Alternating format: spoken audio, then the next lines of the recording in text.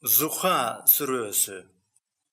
Бұл сөздің қырғызша мағынасы шашке малы дегенді білдіреді.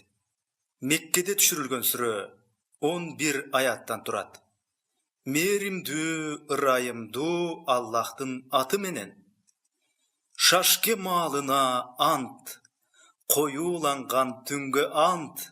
Сенин эгең сени таштаганда, сага ачууланган да жок.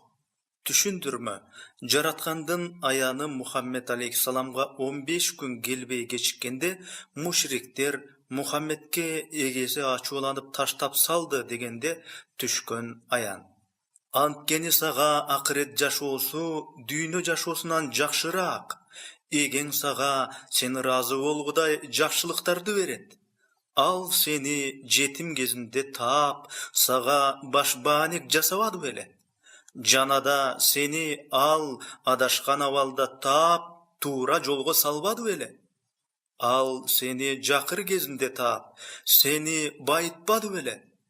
Демек, сен жетимге каарданба, ал эми тилемчиге орой мамиле кылба. Жанада эгеңдин жакшылыгын кабарла, сага берген жакшылыктарын кабарла деген мааниде, мисалы пайгамбарлыкты жана башка ушул сыяктуу